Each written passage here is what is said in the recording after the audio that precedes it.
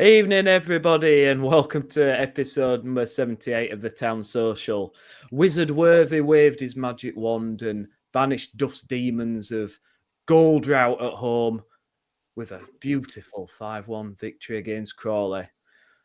Where can he take us from here? Well, who cares? It's just nice to have some positivity on the pod for a change, isn't it, guys? So let's hope that Worthy can keep bringing his magic and get us up that table and hopefully promote it to the Championship. But let's get down to it. My name's Nick Barlow. I'll be your host for this evening. Joining me tonight is Tristan Batley, Kyle Andike, and this is Stephen Shepherd. Guys, thank you very much for joining us. Sorry we're a bit late tonight, guys, but we're up and running. Get your comments in.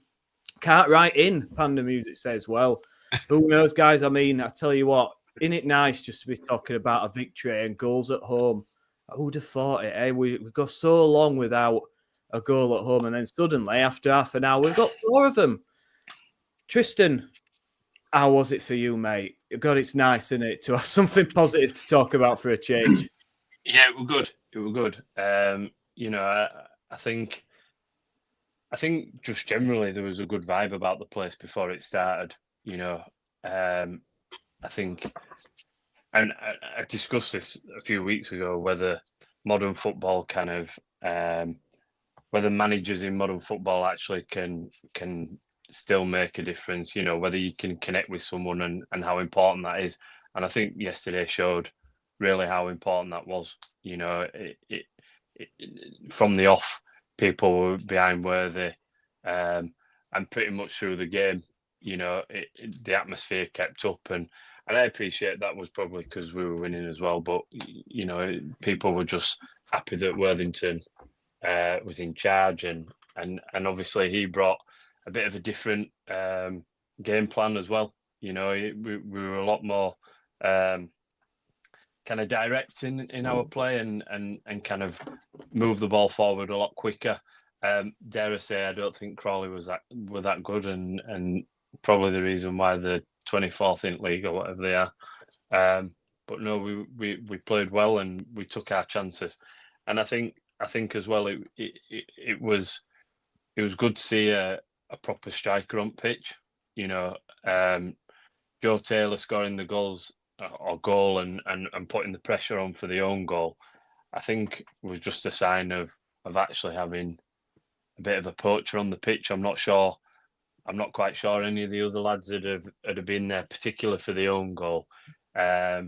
Pressurizing the defender and what have you. So yeah, we took our chances well, and it did just seem to be one of them games. I think we probably scored the first 4 chances we had near enough. So yeah, it was a good game, and it was just good to see. I mean, it were boring after about 30 minutes, to be quite honest with you. But no, it was good. It was good to see that they can actually play football, and and there were bits that probably still need a bit of work, but yeah, hopefully we can take things from here and move forward. We haven't had a poacher on the pitch since Kian Harrett left, have we? It's all right to do it. Andy, Peter Liversidge just said here, just nice to see some goals at home, and it was, wasn't it? And if we talk about the first one, there's no other person I'd want to see more than Joe Taylor get on the score sheet after being out injured for so long, after all the hype when he signed, and after only 3 minutes as well. But we've got to balance it by talking, and for a few of these goals, about the Crawley defence, because Ruskin has a shot, doesn't he?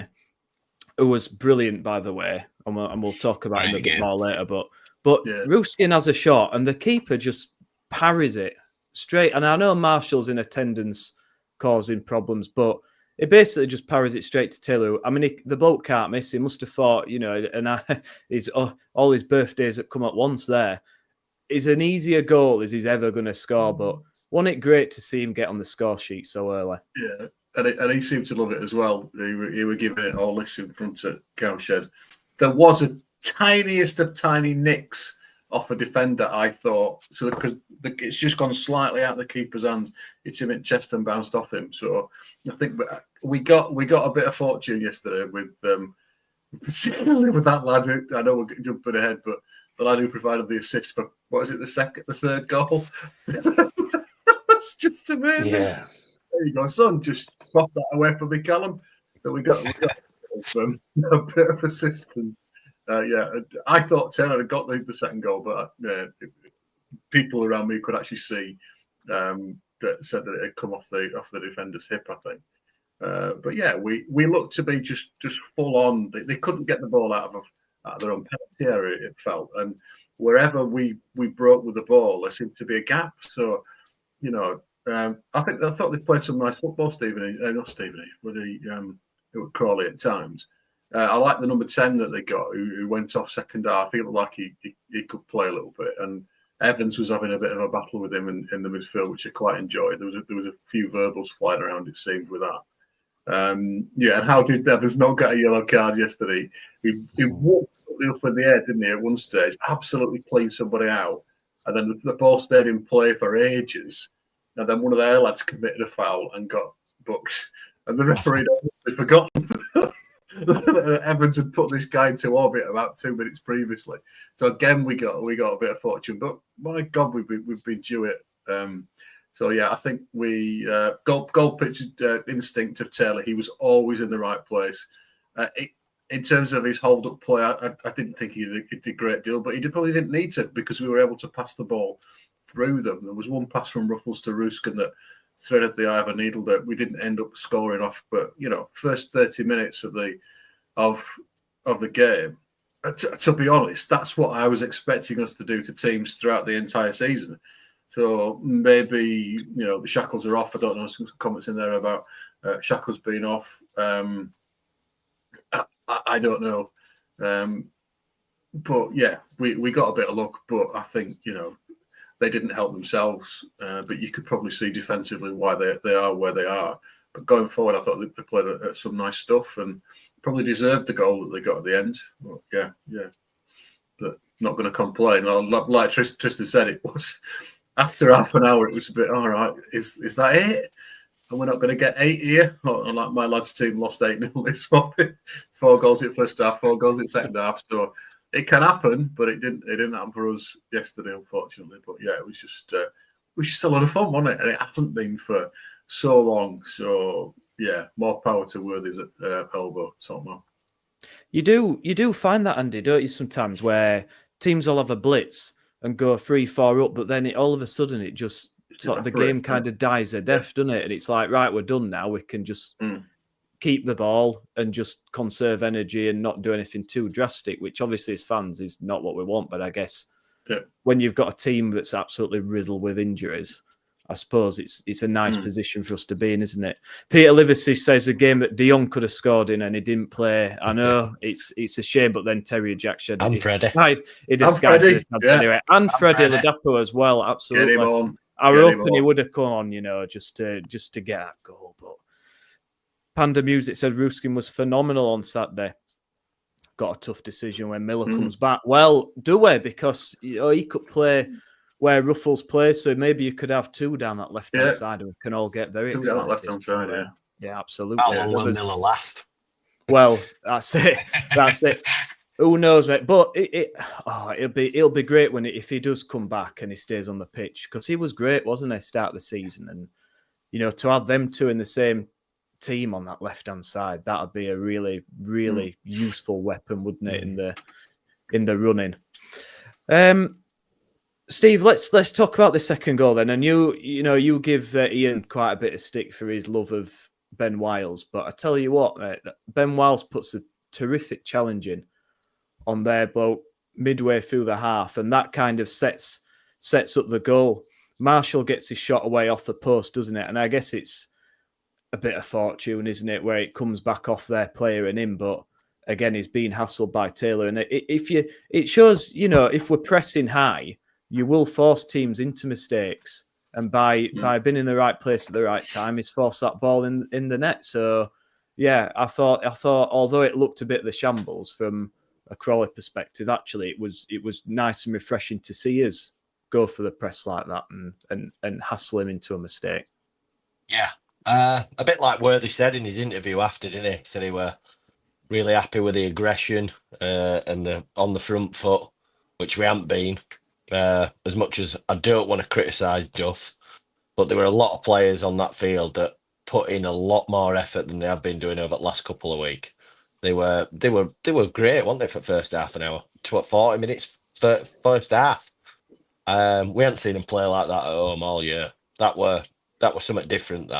Whether it were free shackle or the aggression, the play, they were all fighting for it and wanting to play as a team, and it was refreshing to see. They had all fans behind them. There were nobody moaning in Cowshed.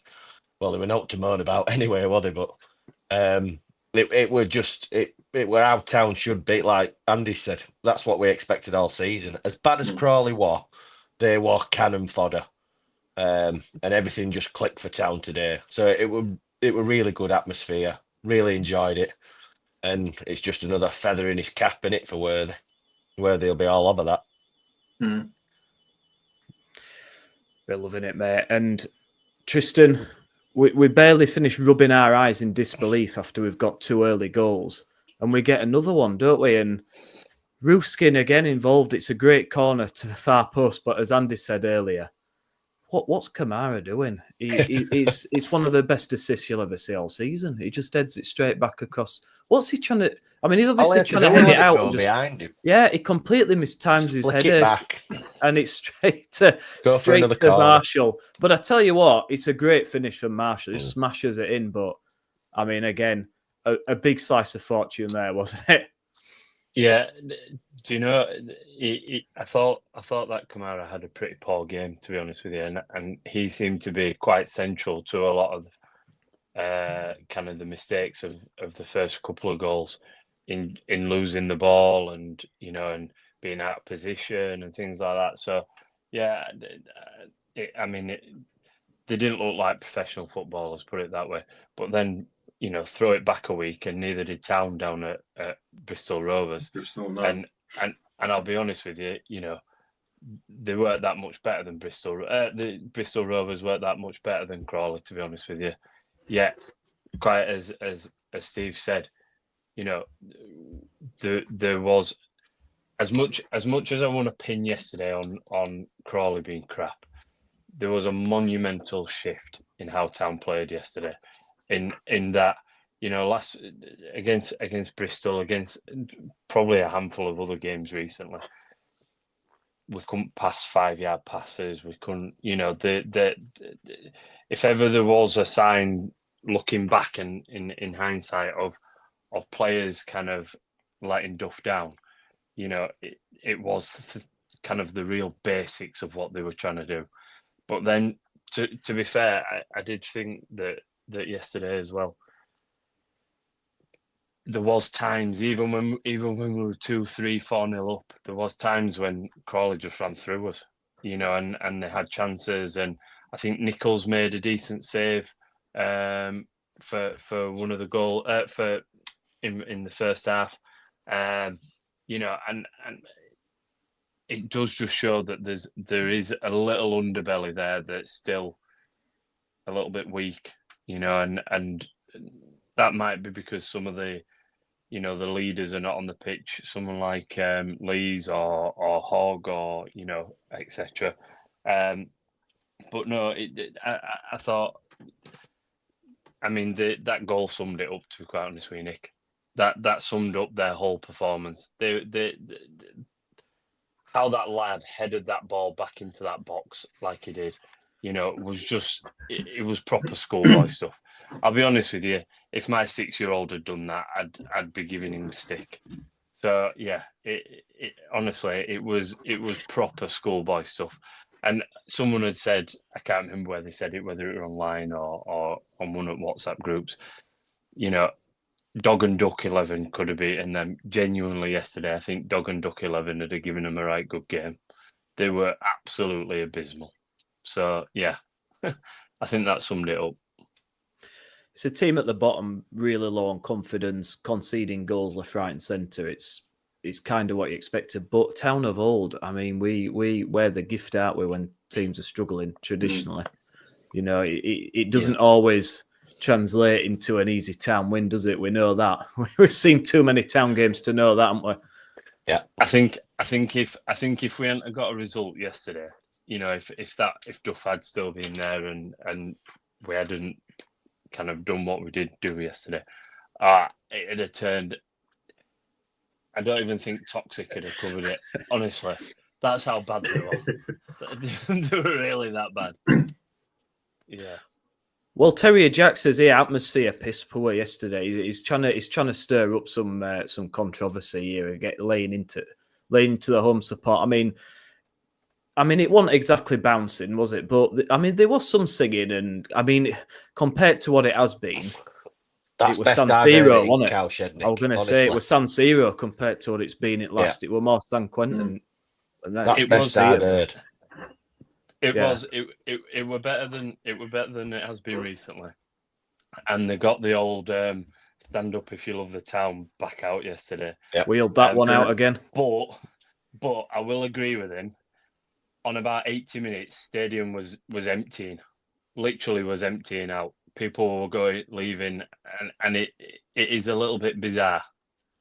Like the team have won 5-1, and there's probably about 30% at crowd clapping them.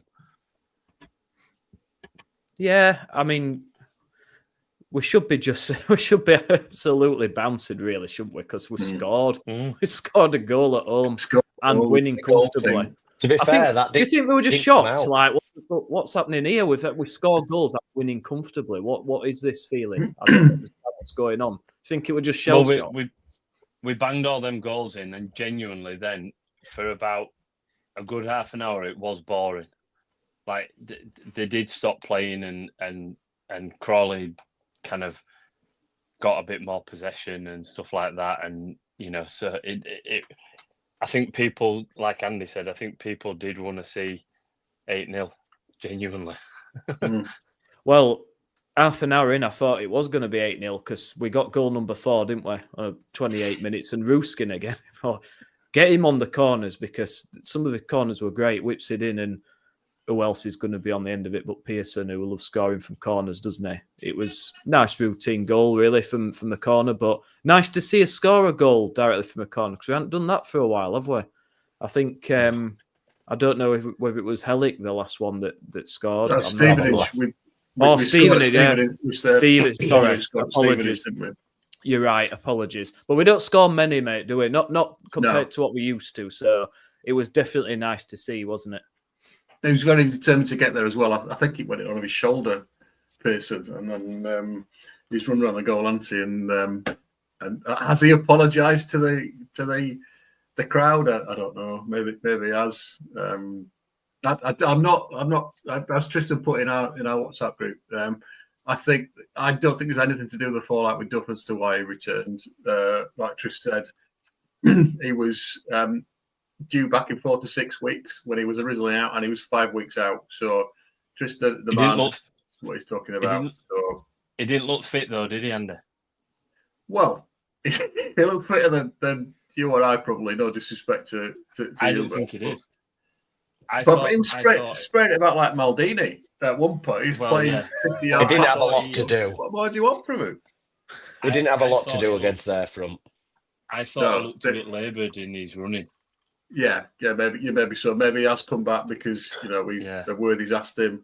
I think so. They've known each other from before. I don't know if you saw it, and clearly there is this camaraderie there with Worthy. At the end, huge. Pearson took his shirt off and threw it at Phil Senior, and Phil Senior were having a laugh with him, and like he gave it to a girl at the side of him. But he were having a laugh with him. He were like pretending to kiss his shirt and stuff. And Worthington was watching as well and was like laughing his head off. So there clearly is a bit of a good relationship there between, Worthy and Pearson. And I think they played together, didn't they? Phil Senior and Pearson, and Worthy as well. So I think he probably would have turned up for Worthy, if you know what I mean.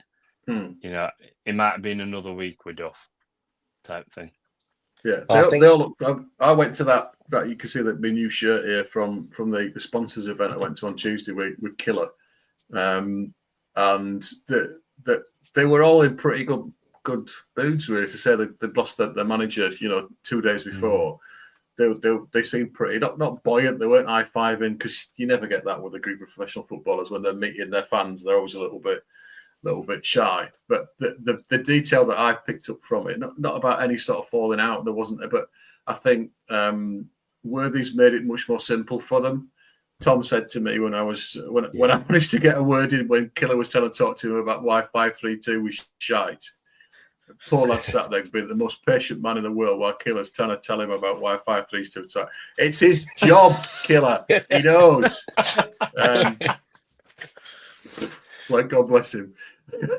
And the thing was that I think Worthy simplified things and told them, exactly what he wants them to do, but they're not ladled on the detail that Duff might have wanted to do with a good intention to help them to understand everything that's about them and what they need to do, and these noughts and ones that he talked about. But I think he's simplified what's expected of them and given them the instruction to play forward. As Danny Cowley, one of my favourite town managers, said, simplicity is genius.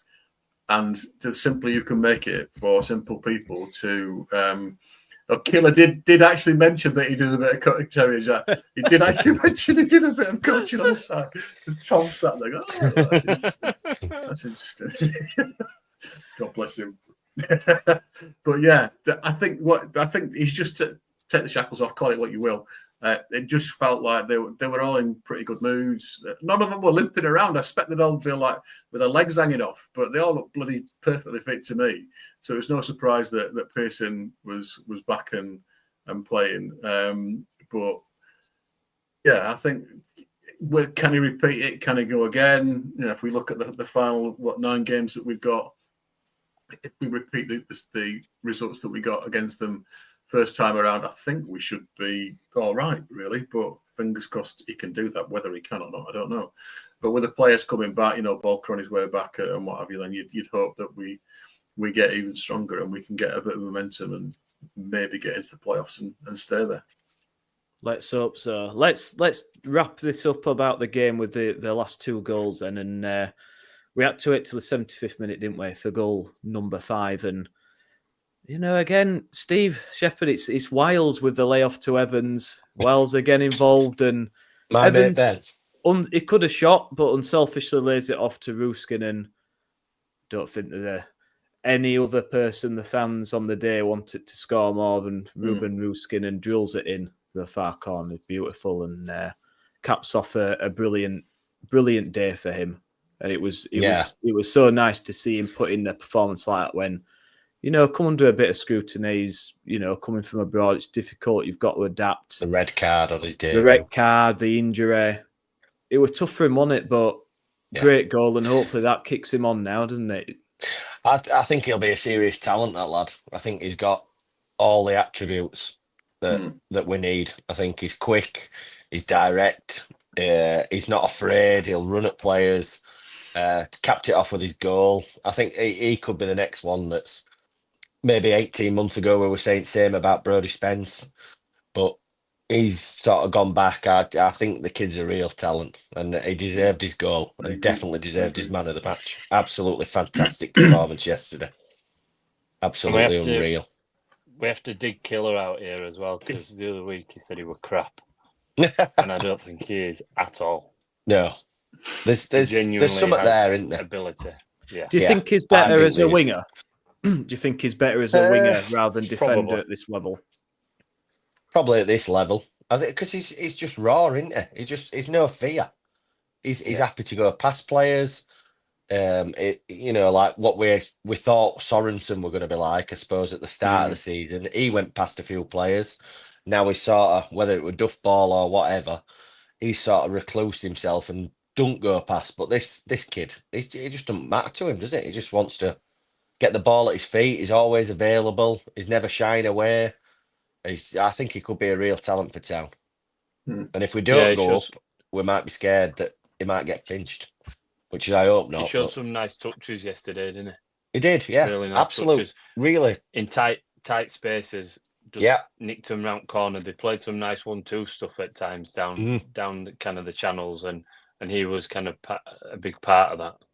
And always available. Available. Showing himself. He didn't mind a ball over the top. He'd make a run. He'd come short. He could be a real talent, to be honest. I do agree with you, though, Nick. I do agree with you, Nick. I think quite as Steve says, he does want to go past players, and at times, even yesterday, he kind of there was just once or twice where he got a little bit lucky, or he did lose the ball. So I think probably playing him higher up the pitch isn't such a bad thing. But if you could play him and Miller together, you know, they could probably interchange. To be honest, with you. That'd be brilliant. I think that would be interesting. One of the issues with Duff's system, you know, you've got him at sort of left wing back essentially, and he's got to just keep running the full length of the pitch, and it's diluting what he's best at, which to me is getting at people. He wasn't the worst defender, but you know, we're losing a big attacking asset there when he's having to track back every 2 minutes. And whereas with this, he can just do what he loves doing, keep him forward, you know, keep running at people, keep getting crosses in. And I thought it was outstanding on the day. But look, it wouldn't be Town, would it, without a moment? And we promptly got it, didn't we, on 95 minutes where Adeyemo just basically gets it and just runs from the halfway line past about 4 players and slots it in. I mean, it's disappointing. And I do wonder, you know, I don't really want to see single young players out in particular, but was it Eccleston near him? Should he be taken out? Should you just take the yellow card, just take the guy out and see out the clean sheet? Was Nichols at a bit of fault? Should he have done better maybe with a save? I'm not sure, but it was a poor goal, wasn't it? It was a poor goal to concede right at the end. He'll be disappointed with that, Worthy, won't he? If Chapman had done that, there'd have been people calling for him to be dropped, put it that way. I think we'd won the game, hadn't we? I think the Reds were already in bar or waiting for a big wave and big clap with Worthy. I think, like you said, Eccleston, I thought he did well when he came on, put himself about, another one. That's another good point of view for me for Worthy. He'll trust the youth. We never saw that with Duff. So I'm looking forward to Worthy giving young lads a chance. Maybe just like you say, a bit of lack of experience. Probably should have mullered him, took the yellow card. But he's a kid, isn't he? But at least we're playing him. It's about time, like you've said it for weeks, haven't you, Andy? About time these young lads had a chance, and Duff obviously just didn't trust them, or he was scared. They didn't fit his system. I think it's played into Worthy's hands in it for him to give these lads a chance. And I think that's what we need. Because half the team were on crutches, weren't they, 2 weeks ago? So, yeah. Do you think Worthy can bring back a little bit more synergy and togetherness between the players and the fans? Because we had all that with the Pearson shushing, and now he's apologising and with the old hand up. But do you think with Worthy, because, you know, he's been there and done it, Town fans obviously relate to him, love him. Do you think he can be that bridge between the players and the fans? Because there has been a bit of a disconnect, hasn't there, at times this season? And do you think Worthy can galvanise, bring everybody together? It certainly felt more positive, and obviously it's a results business, isn't it? And when you're 3-0 up after 15 minutes, it's always going to help, isn't it? But do you think he can be the guy that starts to unite everything again?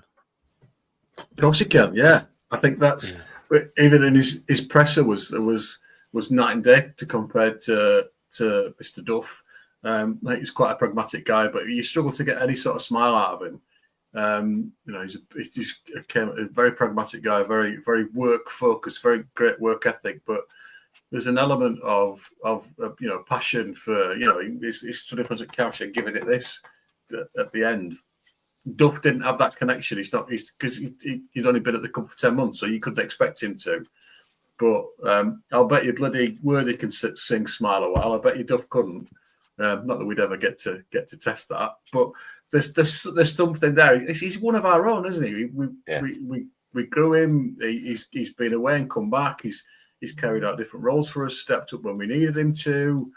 What more do you want from a homegrown manager? So if he can't, then I'd struggle to work out who could, bar the second coming of David Wagner, which I don't want. But No. that's the only sort of level that I'd be thinking that could do a similar sort of job.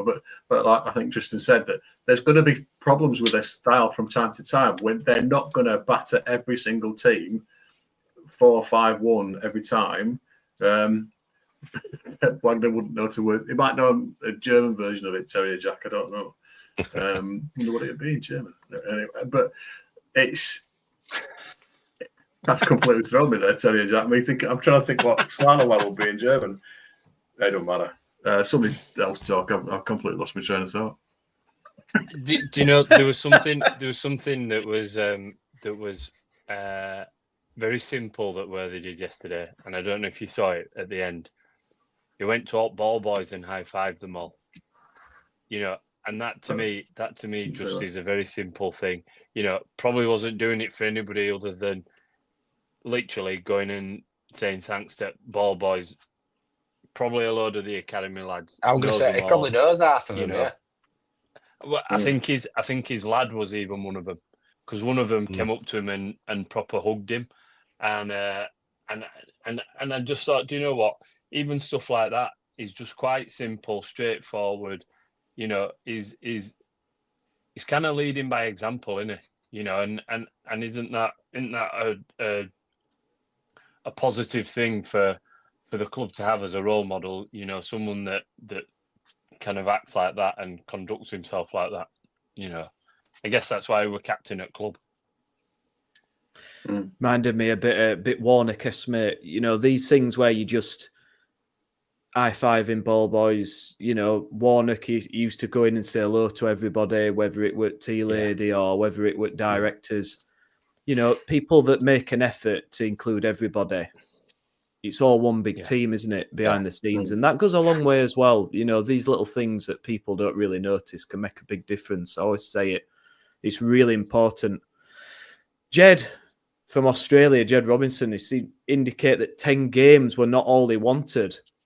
Certainly in the presser, when Catherine Hanna pressed him a couple of times on the issue, he said he didn't indicate that he wouldn't want to stay after the 10 games, guys. But what do we think here? Because, I mean, we've only had one game, haven't we? Yeah. And we've got to say that, look, it's Crawley at home. Crawley, poor form. The goals were diabolical from their point of view, weren't they? So it's very hard to say at this point whether it's going to has potential to work or not. But, you know, if we got in the playoffs and managed to go up, is he the right guy? Have we had the right guy here all along? Does he deserve his chance, or do we think actually, you know, if we look at his style of football, it's very all or nothing, isn't it? We are open at the back, as you said, Tristan. Crawley, if we'd have had half decent finishers, may have punished us more. And I do wonder in the Championship against some of these higher class attacks, I think we will get punished a lot more.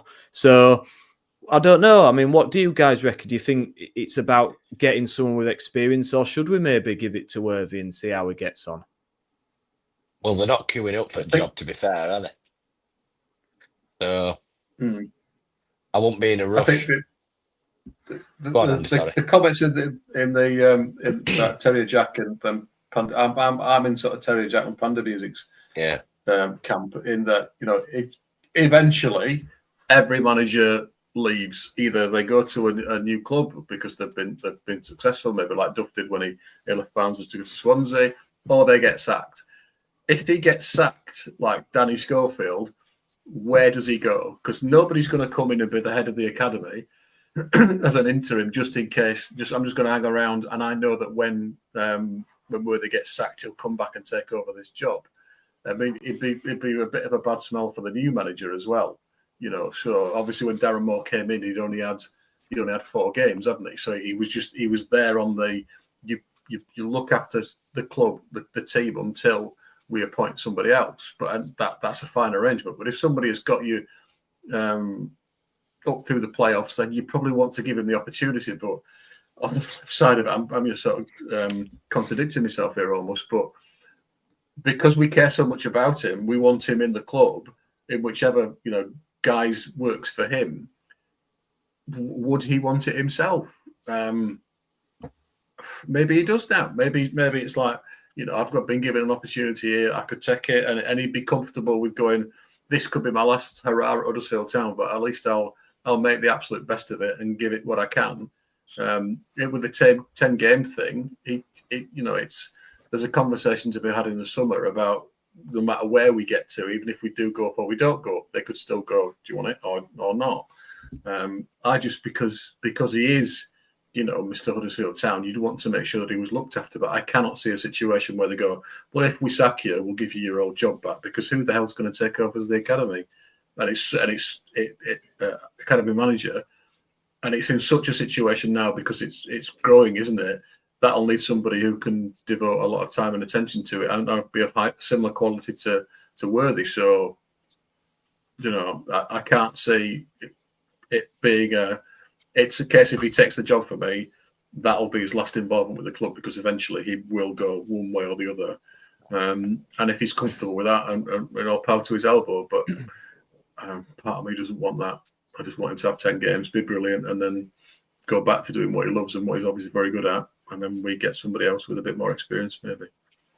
Steve, I guess there is that point, Andy, that every manager gets sacked, as you say. So you don't want to, and by him taking the job, obviously that's he's going to be leaving the club by the very nature of that at some point. But I guess on the flip side, if he wants to be a manager, what's to stop another club coming in and him going there and taking it and losing him anyway? So I guess, yeah, true. What do you think, Steve? It's all down to his mindset, I guess, isn't it? I think he has changed his mindset from last time, because obviously it was just a bit of a stopgap. There were obviously the rumours of Darren Moore and everything going beyond, so he must have known something. I think just give him these 10 games. Let's just play his style of football that got the crowd behind him yesterday, and let's just have a go for 10 games. The managers aren't queuing up to come to Huddersfield, because I think, like we said last week, it's a bit of a nut house at the moment, isn't it? And which manager's going to want to come without the guarantee of a 3-year contract and then get sacked in 10 months? I think just give him his 10 games and then just see where we go from here. There's no other way looking forward in my eyes. It's just, like I said last week, personally, I don't think we're speaking to any other manager. I don't think they're not queuing up at the door, and I don't think we're going to speak to anybody until summer. I think they were a bit of, like we said, Andy, last week, about that little bit of a bounce, which they've got straight away, haven't they? Everybody was singing Worthy's name. They've got that boom. All fans were still there. So that looks good for season tickets. I think just give him his 10 games and then just speak to him and see where we go from there, really.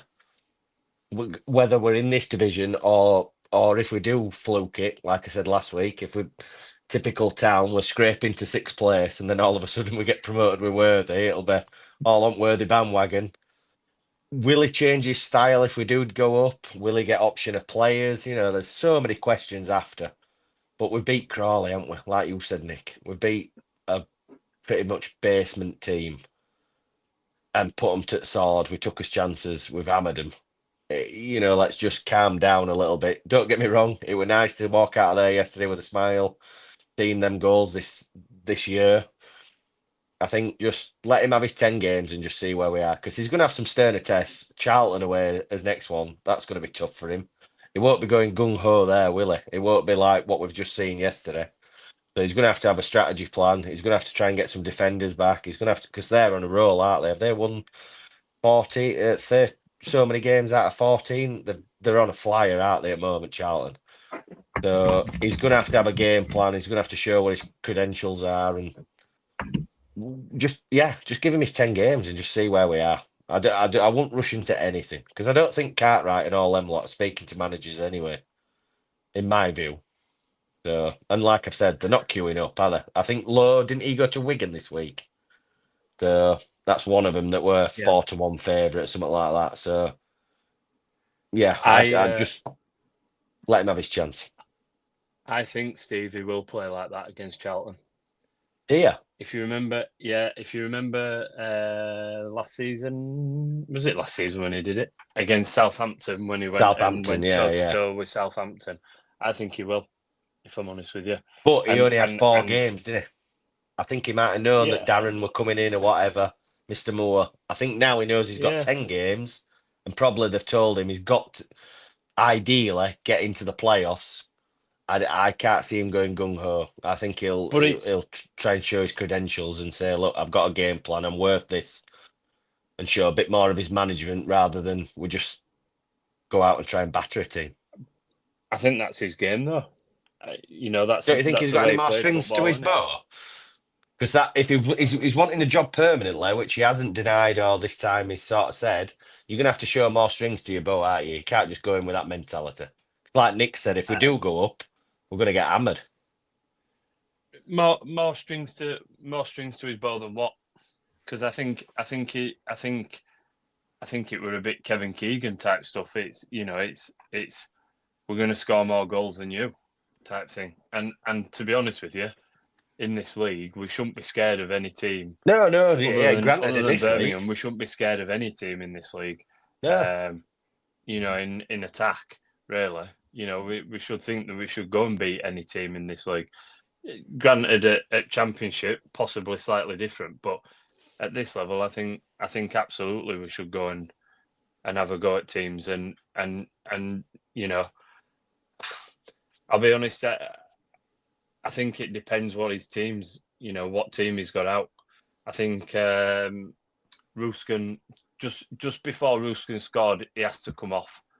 And he managed to get upfield and scored the goal. And then obviously they substituted him straight away. And then, I don't know if you noticed as well, Evans seemed to pull his hamstring as well.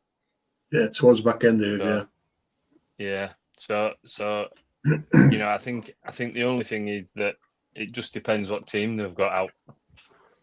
I think he might have learned something from that Southampton game, though, Tris. He might maybe he might we might charge out the blocks, maybe for the first 60 minutes. But if we want, if we're 2-1 up with 20 minutes to go, we might just rein it in a little bit towards the end rather than just keep pushing.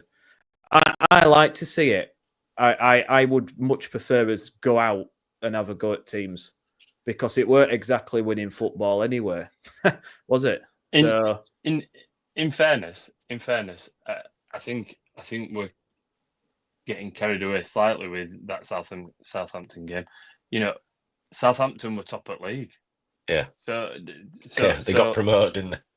Yeah. So ultimately, I'm not certain that there was any kind of. I don't know that it was anything that Worthington could have done anything about, if you know what I mean. I think, and if I remember rightly, didn't that lad that's gone to Leeds, Rothwell, score an absolute worldie as well? He did. Yeah. He always seems to score against us, him. So I'm not certain that there was anything really that he could have done differently. I think he did a decent job, and I think that is genuinely the way he plays football. I think just going back to the discussion of whether he'd take it or not, there's so many factors to it, isn't there? Has he changed his view on whether he wants to do it? Does that revolve around the fact that he's set up the academy to the point where he's happy with it, and there's an ethos and a vision and everything that's running through it? Is he did last time kind of give him a taste for it, and then I think the danger, and I do absolutely hear where Andy's coming from, but the danger with this is, we want to keep Worthy at the club, but what if he's a really, really good manager? We don't want to lose out on that opportunity that he might be a really decent manager. And so, just for the fact that we want to keep him at the club, and I do hear absolutely the other side of it, that actually you want to keep good people in the club and developing the talent of the future with those values, and that Worthy seems to have. But we could be missing a massive opportunity here, The bloke might be a fantastic manager and be the person, completely the right person for the job. He knows the club inside out, doesn't he? He's got a lot going for him. He's got the crowd on side. Yeah. He's got the players on side. He's got a lot going for him. But I think, like I said, just let him have his 10 games and let's just worry about it in summer. I won't be after one game against Crawley. You can't be turning around and saying, "Is he going to be manager or not?" Just let him have his 10, because it's a totally different thing from the last 4. And that is the situation, isn't it? There should be no pressure on manager. Yeah, they're not going to appoint a manager now, so it is as simple as that. But he's got to prove himself over these 10 games to Kev, to Mr. Cartwright, to Jake, and say, "Look, I am a capable manager." Like you said, Tristan, it could be a worlder, and before we know it, if somebody, a League 2 team, comes round sniffing and thinks, "Oh, he's done well for Huddersfield there in them 10 games," they don't want him as manager. Offer him silly money. If he has changed that mentality and wants to be a manager, then we could lose him either way. So, like you've said, maybe gamble. But I think he's got to prove himself to Mr. Nagel and Cartwright, that he has different versions of his game apart from going gung-ho. So I think we'll see different town under him in these next 10 games. Like I said, I can't see us going and throwing chip at Charlton. I think we'll go there. We might start quick. We might have a good go at them. It's good to see the players coming back. But I think he'll be a bit more. I think, like you said, Nick, I think he'll learn something from that Southampton game. Terry Jack's got some reservations about the fitness of the squad playing worthy football. Players were absolutely knackered, albeit with an international break before the next game. I remember last time they were tired too. I guess the problem is, Terry Jack, some of the players clearly aren't fit, are they, this season? We've had major issues with injuries and bringing players back too quickly from injuries. And the result of that is we've either got injured again or they're playing at 50% capacity. Now, I think Duff's system in this 5-3-2 really burns players out, especially on the wide positions, because you're having to constantly run up and down the pitch all the time. We're often light in midfield, so we're constantly chasing around. And that in itself, I think, predisposes to injuries much more than, say, a 4-1-3-2 system where you've got much more bodies in the middle of the park. It's more, it could be a bit more possession-based. There's more support in the wide areas rather than just one person running up and down all the time. So I think, although I agree that there's more press and there's more energy that way, I do think there's a bit more. I think we'll have, maybe different in the Championship, but I think especially at League One level where the players have got, we'll see more of the ball playing this way. And I don't think there'll be as much burnout, particularly at the wing positions, at the wide positions. And I think if we were to stick with Worthy, get a summer, get these players back to full fitness, because that's one of the major problems. They're not fully fit. You can see that. And that's why they keep picking up these niggly injuries and muscle strains, and because they're not 100% fit. But I think this 2 weeks could really help. I think this Crawley game came at the perfect time because it's a side where we were more than likely going to beat them. And then we've got a nice 2-week break before what is going to be a real test against Charlton. And hopefully the likes of Kasumu, possibly Miller, may be coming back.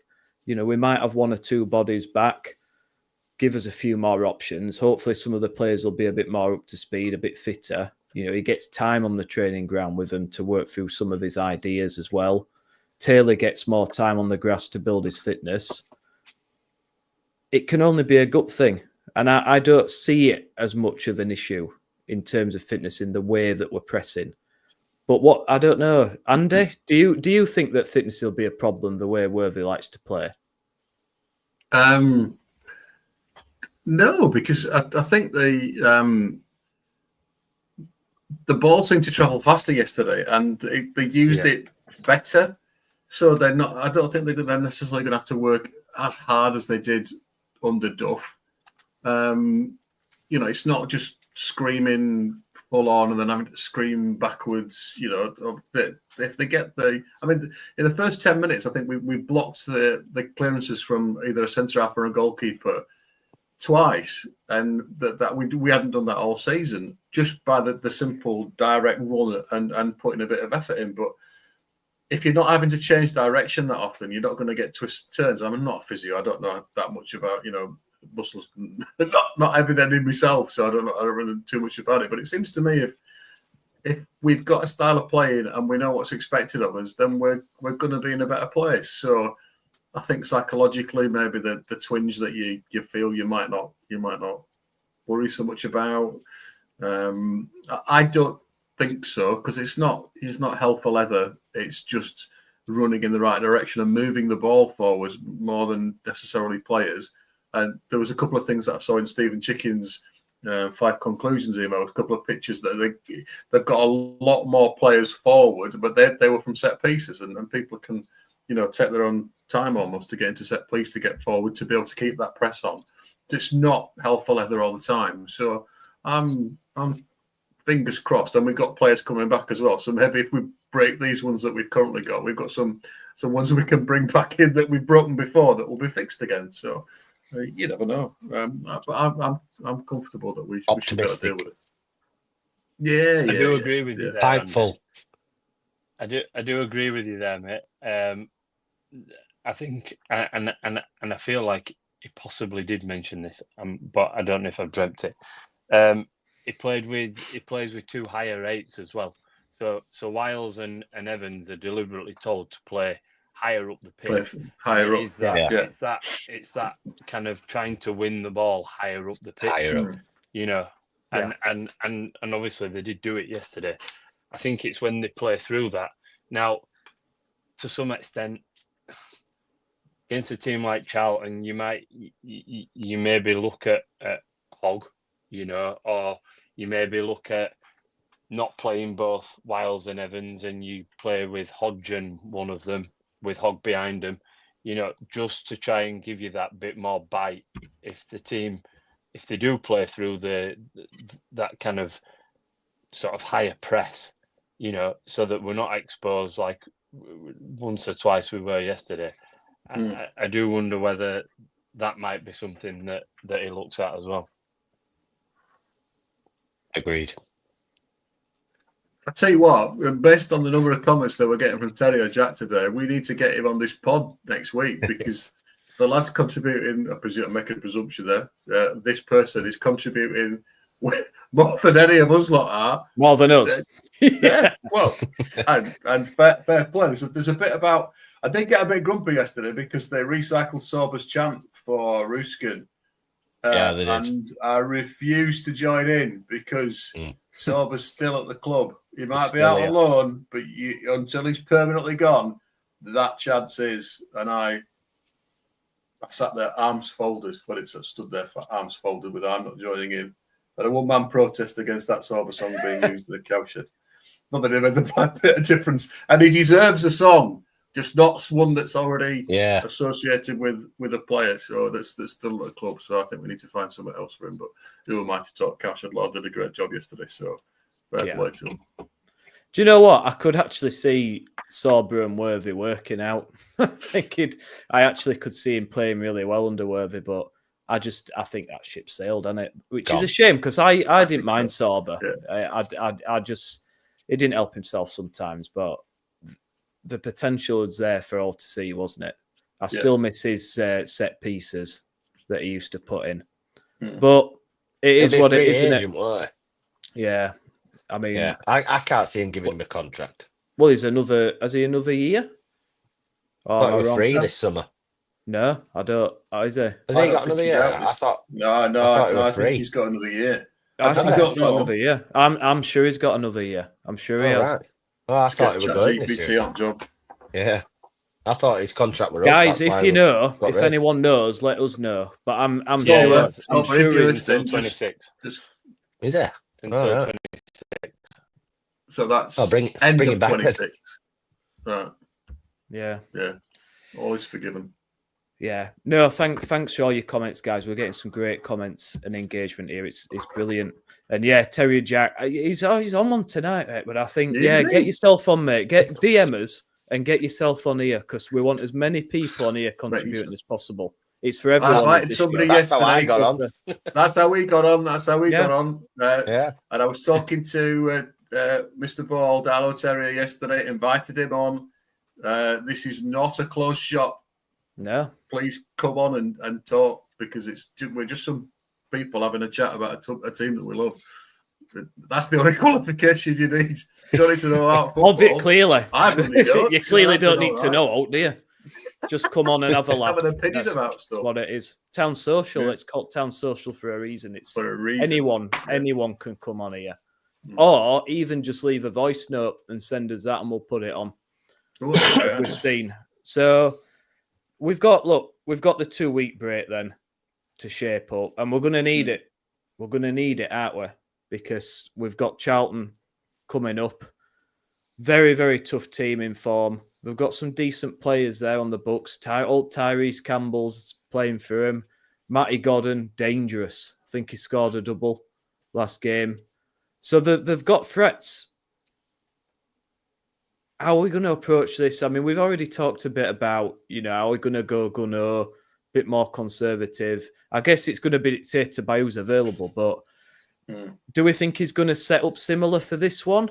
Or do you think he's going to go something completely different? It's tough, isn't it? Because on one hand, you could say attack's the best form of defence. On the other hand, you could say, well, we could be 3 down by half time. So, Tristan... Depends on who's available, doesn't it? Yeah. Like you said, depends on who's available. How many injuries did we get from yesterday? Who's coming back? Depends on who's available. I suppose so. I mean, some people are expecting a flood of players to come in once stuff went to suddenly rise up again and just all jog onto the pitch all of it, but didn't really happen. I don't think there'll be many. I don't think there'll be many back. Possibly, I think the next one could be maybe Kasumu and Miller. I've not heard much on him, but the last I heard, he was back on the grass, so I would expect him not to be far off. Yeah. I think Bulk is somewhere near from what Killer said. So I'm not sure about anybody else, but I think Miller, Bulker, and Kasumu have got they're probably the next cabs off the rank. But Miller's definitely. I saw him running around at a B team game about 3 or 4 weeks ago. So whether he's joining in with training or not, don't know. But yeah. Not for your mate's back and all, isn't he? Yeah, he's back in with warm-ups and passing drills, but not full contact training yet. But that's going to be phased in over the next couple of weeks. I think from what Tom was saying at they'll probably get 3 or 4 days off after this game. So they might be back in sort of Thursday for a build up towards Charlton. So yeah, plenty of time to work on it and get the philosophy, simple as it hopefully is, embedded, because that's all they need. There's enough talent there to play that system. And for me, is he going to change it? Why would you change it when you won your last game 5-1, whoever it was against? And it was a stunning start, and I think that contributed greatly to Crawley struggling. So I think he's going to do the same thing. If it ain't broke, don't fix it. Can't change a winning team too much, can we? Joe Hodge thought had probably his best game in that sort of deeper role, trying to start things off. I thought, he's coming better. I still don't think he drifts in and out too much for me, and he doesn't put as many defence splitting passes as I'd like. Just picking those little ones, threaded balls through. But I thought he's better, and I do like I think he's got good energy about him. So I do think, if Kasumu isn't ready, I'd be happy to see pretty much the same side, really. I'll be honest. Another centre half won't go miss. I'd like to see Bolker back at side. Matty Pearce. Yeah, if he's ready, definitely. If he's ready. If he's ready. But Yeah. then again, we could end up like Nige, couldn't we? Rushing him back 3 weeks later. Hamstring goes, he's out for the season. That's it, innit? That's it. Yeah. If he's not ready, then, like I said, don't change it. But I'd like to see another centre half. I think we're still a bit makeshift at back, aren't we? Jed Robinson. The blings now fit. Don't know about Nick and Gaz getting an earring. I will if we win playoff final. Well, I only said the Joe Taylors if we got second, mate, and I think that's gone now, unfortunately. But look, he could be the one, couldn't he? That playoff final. It'll be if we get to playoff final, you know that it's going to be 0-0 and penalties. You just know it. You just know it, don't you? I've never seen a score in a playoff final yet, and I don't think I will for a while. No. It is bright though with him. I do think he's different. I think I'd favour us more with Joe Taylor up front. I think he's something different than we hadn't had for a long time up front. He's like a fox in the box in here. There's no backlift on his shots. As soon as he doesn't even look up, does he? He just knows where goal is. So, what would you put him like to? Go on, Tristan. We didn't score in the playoff final with Jordan Rhodes on pitch. True, but he's something different about him. I think. I don't know. Maybe probably even better than Carlon Grant.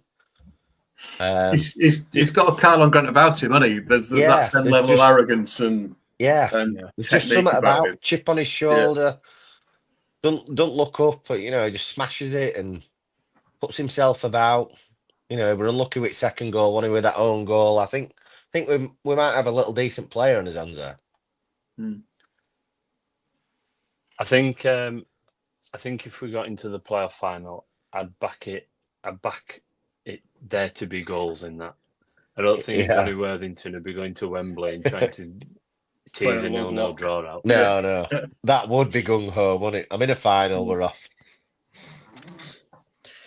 Terrier Jack's getting the Neo Dreads if we get second. Well, even better. Good luck. Yeah. Do you know, last week it were all doom and gloom. We're going to finish 10th, and suddenly it's if we finish second again. Now we've put 5 past Crawley, and it's great football. Bipolar FC, that's us. Charity FC, Bipolar FC, that's us. Do you not think that sorry, Nick. Do you not think that the players are slightly down tools a bit for Duff? I don't want to stick up for Duff. I know his football were boring or whatever, and a bit pragmatic or what, and Worthy's let him off the leash. But I just feel that there's 1 or 2 players in there that were a lot more better attitude, a lot more. They put more effort in, and I just feel in League One for players to down tools as such. In my opinion, I just think that's really piss poor. That I just found on Saturday, I thought there were a lot of players that had still played Duff ball, and they put more effort in for Worthy than they would have done Duff. I thought that were a bit of a cheap shot at Duff. Well, again, Terrier Jack asked a question earlier. Do you think he might have lost the dressing room? And I don't know. Did he though? I think do you think it was the system as well? Do you think they were just able to do more what they enjoyed doing? Yeah, I agree. I know his football were a bit pragmatic and dire, but I think at the end of the day, you're a professional footballer. You just go and do your job. There were a lot more players. Who do you think did more? Matty Pearce for a start off. He turned up. There were a few I thought that just seemed to be. Marshall puts effort in all time. Taylor, obviously. Even Wiles and Evans. Everybody said that them two couldn't play together. And then today, then again, you've got to look at it prospectively, I suppose, haven't you? That it was Crawley, and Crawley was shocking. So perfect game, perfect time for him. There's just something about it for me that I think there's 1 or 2 players out there that just didn't accept Duff ball, or just I think maybe down tools is a bit too harsh, but I think he's been given short straw there, Duff. I don't think he's a bad manager or a bad bloke. No, I agree. There's just something different there. They were given specific roles to do in defence and midfield. From what I understand, they were given a bit more freedom under Duff ball to when they were attacking, they could do what they needed to do to score the goals. But I think probably it was overcomplicated in defence and that. The sideways, we didn't see much of that sideways passing to move the defence around and then try and play a killer ball. We were trying to play killer balls all the time from the off. That insight from the off and putting the pressure on. I just think he's made it clear what's expected of them in whatever position they're playing, and that's what people need. You need to know what's expected of you. What sort of standards you need to be working to, and then you go and do it. And it won't work every single time. He's not going to win, 10 out of the 9 out of the next 9 games. But we've now got a chance that we probably didn't have maybe this time. We've been sat by this time last week, haven't we? But or maybe 2 weeks ago to get a substantial into the playoffs and get it nicely consolidated. I know there's 2 or 3 clubs behind us that could probably catch us, but I fancy us. If we repeat the results that we got in the next 9 fixtures, it's the ideal. I think we'd end up with something like 20 points, which would put us on 81. Now you would think that would get us higher than 6th in terms of where we would finish in the table. I don't think it'd get a second, but it would certainly put us at least 4th. I would hope on 81 points. I don't know. I'm not a stat chasing Stockport and Wrexham down, but I think Wrexham are going to get second down. I think Wickham have just started to slip. Hopefully not. Time for them, and then we've got Disney FC. We've got them 2 players. Well, Chelsea they got. But it's only repeating what we did in the previous fixtures, and that includes a draw against Burton in there. Bold statement. This is a statement of fact, though. We haven't lost to any of the teams that we've got left to play. So if we were just to repeat the same results, and there was a bit of element like Stockport win I thought that was quite a fortuitous win. If we could get 20 points from the next 9 games, and that is a big ask, I completely agree. But if it's just a repeat of what we did, we've proved to ourselves already that under the previous system, we could match these teams. So on a one that sits better with our players, and it seemed to sit better with our players, admittedly against a poor team on Saturday. Who knows? If they play like that, I think they'll give most teams a good game. They were energy, aggression, pass it. That were I hadn't seen them play like that all season. At home, that were best I've seen them. I don't necessarily think that Duff had lost them. To be honest with you, I think there's probably something in what you're saying, Andy. And this isn't, it's not a big sample size, but kind of being a little bit around kind of elite environments or kind of former elite environments, they are used to being told what to do in every single thing, every single facet of their life. These players are used to being told what to do. So if quite as you say, Andy, that they've been given freedom to do what they want, that's all of a sudden it's like, oh God, what do I do? And it could go the other way. Actually, I think they want to be told what to do, and I think it was quite clear yesterday. Everyone seemed to know what they were doing. The ball just went forward. It got past Matty Pearson, quite as one of you alluded to. Matty Pearson was passing balls 30 or 40 yards forward, and he's not done that all season. He's just kind of punted balls down the line sort of thing, but he was actually looking for a pass. So I don't necessarily think that Duff had lost them or anything like that. I just think there's probably a little bit in the delivery of the plan that kind of Worthy gave them versus what Duff gave them. And I think it sounds like I'm contradicting myself. There's a fine balance in there. There's not telling them, there's telling them too much, and there's somewhere in the middle. And I think probably Worthy told them somewhere in the middle. you know, Somewhere in the middle, and I think, yeah, and the other part of it is, I think he's just a decent bloke, you know, quite as, and that's not saying that Duff isn't, but Duff's probably a really great bloke and a real professional. But as I think Nick, I think you said it earlier on, he's just a bit dour, isn't he? And I think Worthy is quite bubbly and quite buoyant and, you know, a bit cheeky, and he's quite positive and he smiles quite a bit, and, you know, and actually it probably just lifts the mood a little bit, doesn't it? You Is know, that because he knows the club? People, put some at ease a bit. He's from the club. He knows, like you've said, shaking, you know, high-fiving ball boys and stuff. He's got a lot going for him there, hasn't he? So he's going to lift the mood. There were a lot of players there that had smiles on their face that were doing more than I think they did for Duff. In my opinion, I don't know whether they, like I say, maybe down tools is a bit harsh, but maybe the players are just giving up on what Duff were telling them. Yeah. They just didn't fancy his system. And I think also, you know, there is some complexities and there is some kind of physical attributes that you need to play in a 3-5-2, that, you know, you need to get up and down the wing and all this kind of stuff, and you know, playing 4-3-3, I think it probably just made it a little bit easier, you know, for some of these lads to just think, actually, I know what I'm doing here, and I think probably it also played to some of our strengths as well. I mean, he even got Matty Pearson shooting from about 35 yards, didn't he, first half?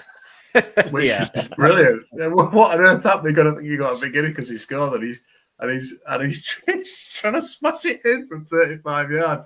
I'm all for that. He's playing like bloody Maldini. He's spraying it about all over the place. He's scoring it as shooting from 35 yards. Long live Matty Pearson. What a player. The Keith Cannavaro. That's it. That's what they call him, into the Keith Cannavaro. Yeah. I think, like, a couple of things on it for me. A, Worthington just doesn't have the pressure, does he? Because A, he's not really come in with masses of expectation, but B, he's got all the respect to the fans anyway. He's nothing to prove, has he? And he said himself, there's no pressure on me. There's no pressure on me in this role at all. Whereas obviously we Duff, certainly towards the end, you could tell someone coming in from the outside, there's massive pressure because you've got to prove yourself. You've got to prove yourself to the fans. Worthy doesn't really have that. And I do think with Duff, you know, he's Premier League player, Premier League systems. Was it too technical? Was it too complicated for League One players? You know, whereas Worthy maybe simplifying things a little bit, I think has had, you know, not too simple, but just a bit easier. As I said before, giving people the roles they actually want to do, freeing people up a little bit to express themselves more. I think that's has a massive impact, as it did the last time he was here managing. So it'll be interesting. It'll be interesting to see how he gets on. The only last thing I want to talk about, and it would be wrong in my capacity as podcast host not to address it, is obviously there was a lot of buzz on social media around Mr. Cartwright. A lot of people saying Cartwright out, protests down the ground, and all this, that, and the other. And we half expected, you know, people coming down with banners and things. But is it all a bit premature? Because, you know, Ruskin, absolutely outstanding. I thought George was much better. Marshall, really good player. You know, always tries his best. Joe Taylor starting to come a little bit more back to his best. He's already got 2 goals for us.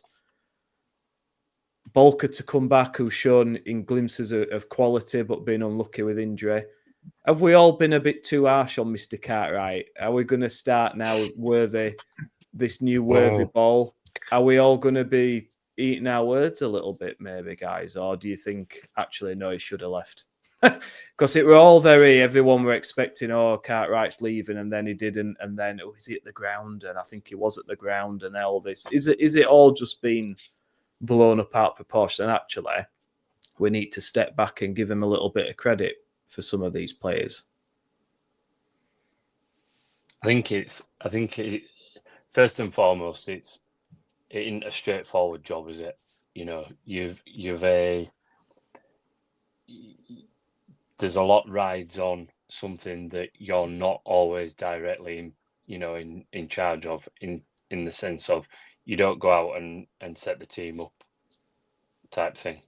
That said, there's probably three areas that's underneath him. There's the football side.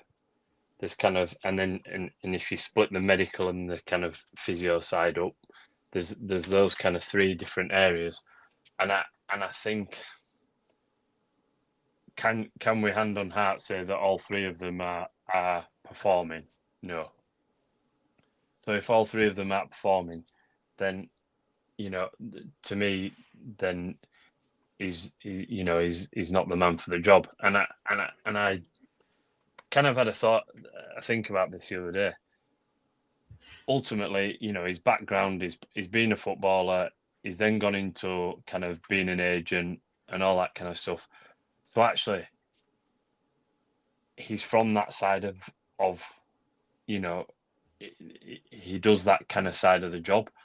I'm not certain whether that then gives him the credentials to lead kind of on the medical, physio, etc. side of the job. He's a bit of a glorified intermediary, isn't he? And actually, does he do kind of some of what possibly the CEO should do? It's difficult without getting kind of quite clear understanding of what the definition of his job is. But from the outside, I'd say that it's difficult to put a case forward for him. There's I absolutely hear what you said, that he's brought certain players in that seem to have some potential, but to be honest with you, I can't say that they are performing to the levels that we probably expected, and I don't think we've necessarily built a really kind of solid team to get us out of this league, to be honest with you. So I would say that he probably is, and I would expect him to go at the end of the season. I probably don't expect him to go now, but I would expect him to probably leave at the end of the season. And if he's being honest with himself, he probably would step away at the end of the season. Yeah, I'd agree. But you just highlight the comment from Terry Jack about our mates over, and he takes that chance, and about the ratings they've given for his signings. I think Stephen Chicken and David Hartrick did a similar thing on their We Are Terriers pod, and they reckoned that about 40% of his signings were decent. And they're looking at sort of 60-65% being decent for you to have done a good job as a director of football. So if that's what he's primarily responsible for, you've got to say that that it hasn't been where maybe Kevin Neville would have expected it to be. So I think I said last week that if Duff goes, then I suppose the man who's going to sign his replacement's got to go as well. So for him still to be here and then go at the end of the season, you don't know what influence he's had over if we're looking for a replacement, or whether we're just going to stick with Worthy and see what happens. If that were the case, and then Worthy decided that he didn't want to do it, then I guess the new person who came in would deal with that. It just didn't make sense to me for Duff to go and not the guy who's making the decisions. And it apparently it appears at this stage that the signings haven't been up to where we needed them to be. So injuries haven't helped, obviously, but I think there's an issue with the communication in the physio department as well, which hasn't helped. These are all under his remit. So yeah, I think it's a case of, I think he'll be here to the end of the season, like Tristan said, and I think they will review the situation then. He's already interviewed for his job once again. Maybe he'll have to interview for it again at the end of the season, again and again and again. I don't think Jake Edwards is involved particularly on the football side. I think he's more stadium and business development and what have you. So, I don't get for people calling for him. Thankfully, the clamour for, what was his name, Kevin Russell, the guy that Worthy's got on alongside him, that appears to have disappeared, which that was a ludicrous thing to be calling for anyway.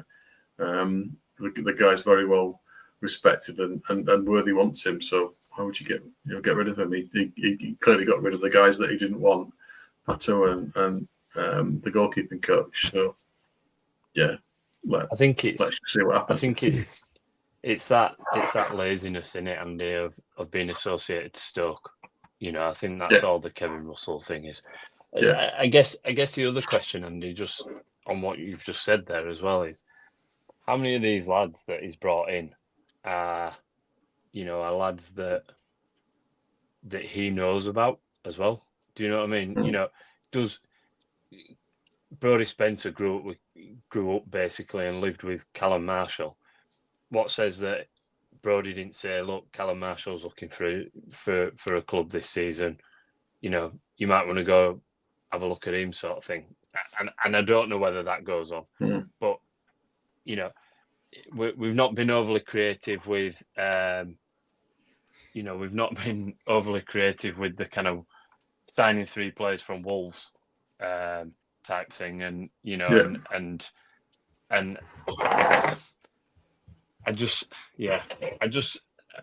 I do wonder how involved he is. I do just think he's quite.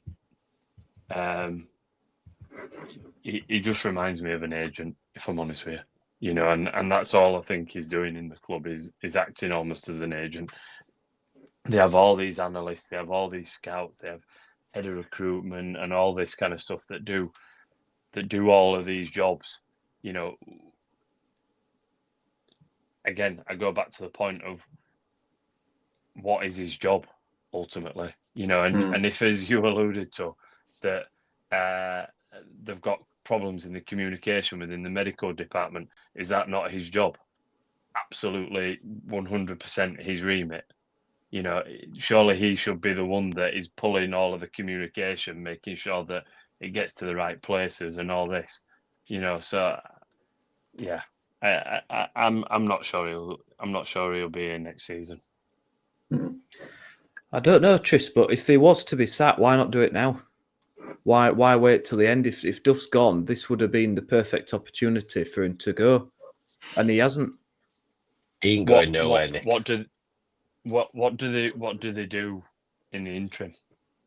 Well, for me, the sensible thing, if they were thinking along those lines that it was to go, for me, the sensible thing would be to get rid now, bring somebody else in, and then start looking into signings for summer, because you need to look at these signings months in advance.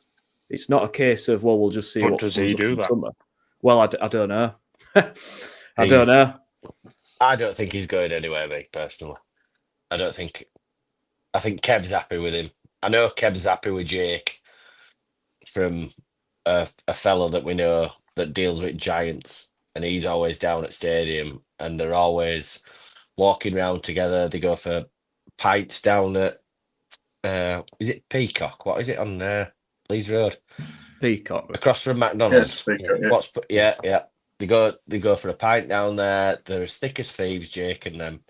So if he's happy with Jake and what Jake's doing about bringing money and stuff, I can't see Cartwright going. I reckon he'll re-interview for his job again, and I think he'll be still here next year. Which is but as a bit rough to say, but as Andy's alluded to, I think Jake's role is very much kind of business development. Oh, and CEO definitely. in it. It's not all to do with the football side of it. No, and let's be honest, Nagel's made the money that he's made because he's switched on and he's smart. Surely you can see that this isn't working. Nah, I'm not having that. I'm not having that. I've been told that they are thick as thieves, them two. They're always walking out stadium together. I can't see him going anywhere. He's a billionaire. He ain't thick. Yeah, but he ain't here. Yeah, if he's happy with what they're doing over here, he don't need to be here. He don't need to be here. We're sixth in league. He wanted us to go. He wanted us to go for automatic. Yeah, but we haven't spent 40 million like Birmingham, have we? We've spent 5. We You get what you enough. read. Well, 5 million, it's not a lot, is it, compared to if it were so big and so giddy and guaranteeing us to get back up, it'd have thrown 20 million at us. I tell you what. There's I can't other than see us and Cartwright Birmingham. going. Other than us and Birmingham, there's 22 other teams in league. I bet they haven't spent 5 million between them all. Agreed. I agree with Tristan. I think we have spent some money, but I can't see Cartwright going. I've been told, like I say, the guy down there, he says that him and Jake, they're as thick as thieves. And if he's happy with Jake, then it's going to be hard to split him up. And I reckon he'll interview him. He interviewed him last year, and he still got his job. So I can't see. I can't see him getting changed. Thing is, James Murgatroyd's made a good point. The thing is, if we start winning, no one cares, do they? Yeah, and that's what it all about. He's only getting eat because the team's losing.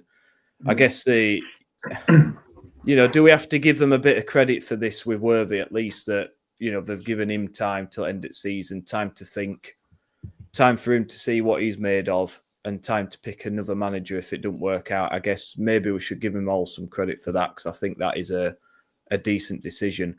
I guess time will tell, won't it? The thing is, as fans, we don't know the ins and outs, do they? We don't know what each person at the club really does on a day-to-day basis, what they're managing. I mean, I'm glad there wasn't a protest and abuse being hurled, because the thing is, his family's there, and I don't like that. I think you don't want to see that. By all means, people are angry with how things have gone at the club, and they might, hold him responsible, and that's fair enough. We've all got our opinions. I'm not happy with the job he's done, but you don't want to see nasty scenes down there, because it's not necessary. But I do. You want down at front, Nick. You want down at front, shaking hands with all players and high fiving all players, which would be a really easy thing to do when you've won 5-1. Yeah, he's been anonymous, mate, since. Yeah, he didn't even do an interview, did he? No. That Q&A, Duff had to do it for him.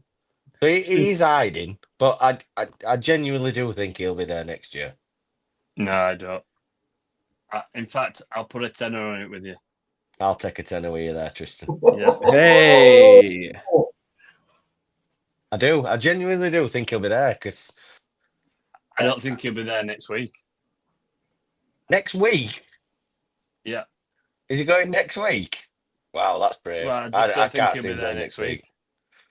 Possibly. We'll see, I suppose. I mean, it'll be interesting.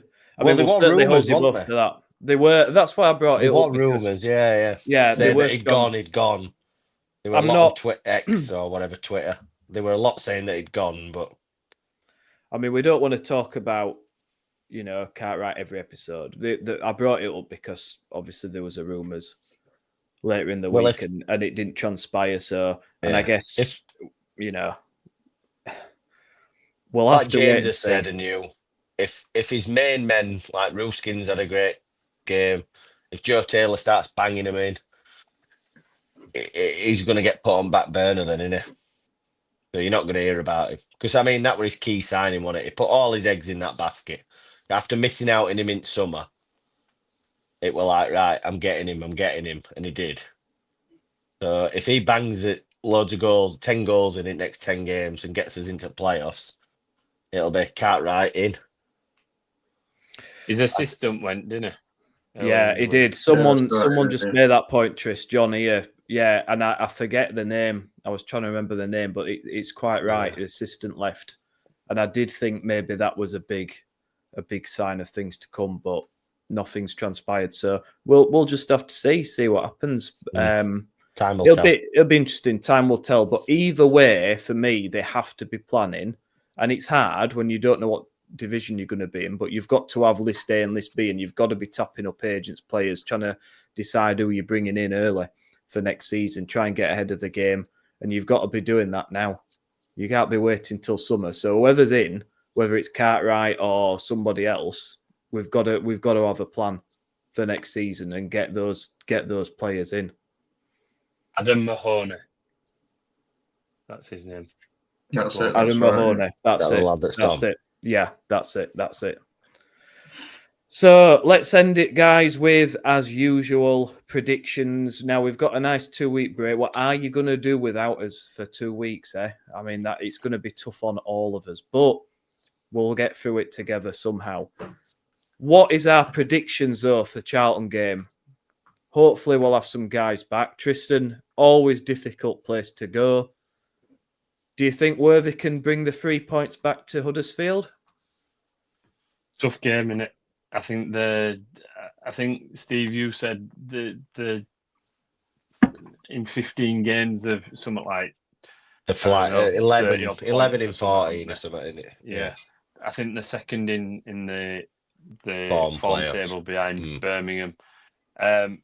Nathan Jones ain't daft, is he? But listen, I think if we can get some players back around the squad, there's no reason why we can't go and give them a good game. And quite as you said, Steve,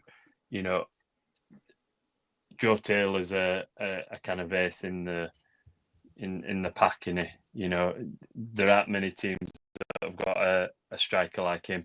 I appreciate Godden is a good player and he's quite a wily striker, but if someone like Matty Pearson's in defence, they should be able to tie him up. It's so yeah. I would go being positive, to be honest with you, and see if we can get a result. Andy, same result as the home game, 2-1 Town. 2-1 Town. Steve, I'm going to be a bit negative here. I were all giddy for it last week and told you 4-3 this time, but I think it'll be a tough game. I think I'll take a draw. I'll take a 2-2 thriller.